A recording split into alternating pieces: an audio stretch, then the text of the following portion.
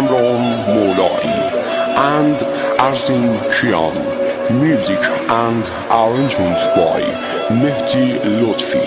Lyric Mustafa Samei. میگذره این روزای غریبی و بی کسی، تموم میشه میدونم روزای دلواپسی. کار تو اشتباه بود، گذشتی از عشق من.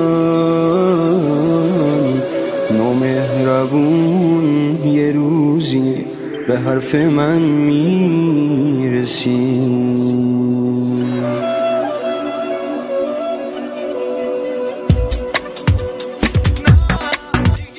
نه دیگه بر نگرد عزیز، نه اشک چشماتون نریز، نه نمیخوام باشی پیشم، نه دیگه عاشق نمیشم. وای که چقدر ساده بودم که به تو دل داده بودم. تو دلمو فریب دادی، تو از چشم من افتادی. The production Line Rock Record.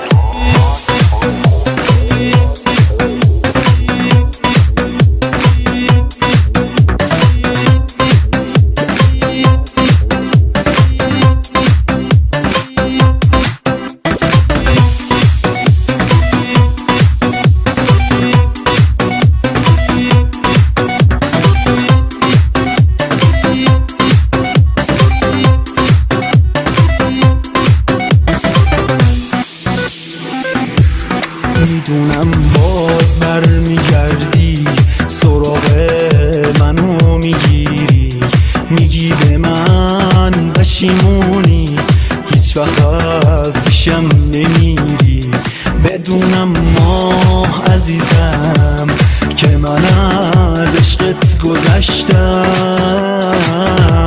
فایده ای دیگه نداره حتی واسه من بمیری. نه دیگه بر نگرد عزیز، نه اشک چشماتون نریز، نه نمیخوام باشی پیشم، نه دیگه عاشق نمیشم. وای که چقدر ساده بودم که به تو دل داده بودم. تو دلمو فریب دادی، تو از چشم من افتادی.